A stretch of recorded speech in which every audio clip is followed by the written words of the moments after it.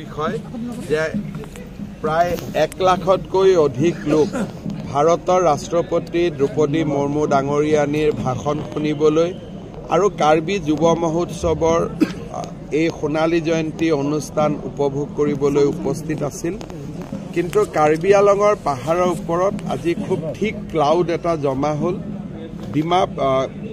শ্বিলঙৰ পৰা আহিব পাৰে কিন্তু কাৰ্বি আলঙত অৱতৰণ কৰিব নোৱাৰে।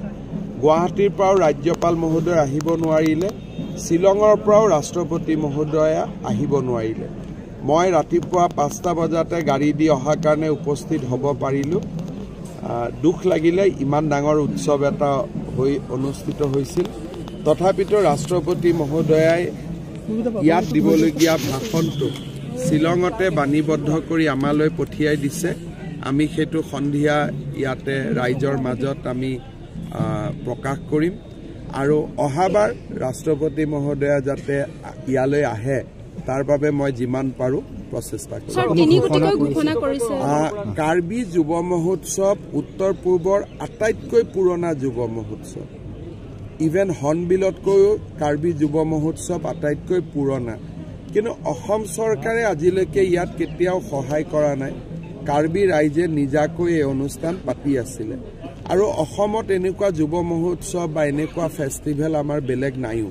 ইয়াতে বিদেশৰ পৰাও আহিছে আৰু তাৰালাংচু যুৱ মহোৎসৱৰ কাৰণে যিমান ডাঙৰ ইনফ্ৰাষ্ট্ৰাকচাৰ 1000 বিঘা মাটিত বনাইছে তেনেকুৱা সম্পদ অসমত ক'তো নাই।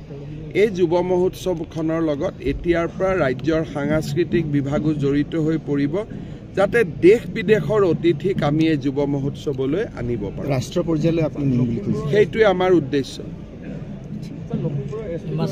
মই নাজানো কোন SP আছে। খবৰ ডিমাপুৰ গৈ আছে। ডিমাপুৰত মোৰ এখন আমাৰ নাগালেণ্ডৰ মুখ্যমন্ত্ৰী ডাঙৰীয়া আৰু বিজেপি আমাৰ NDDP দলৰ লগত মোৰ এখন বৈঠক আছে। বেচিকেলি পলিটিকেল লোকসভা নিৰ্বাচনৰ ওপৰত। ৰাতি মই ডিমাপুৰত থাকিম, ৰাতিপুৱা মই গুৱাহাটীত যাম। Thank U.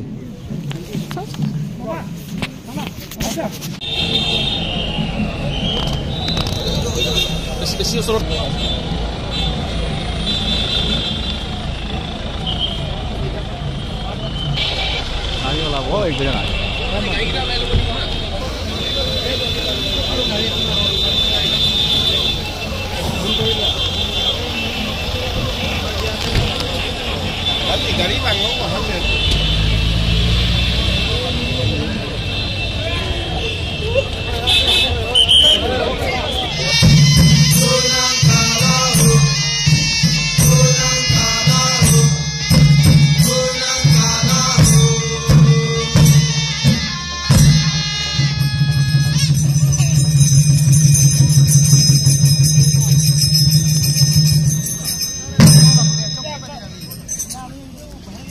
That was a beautiful performance.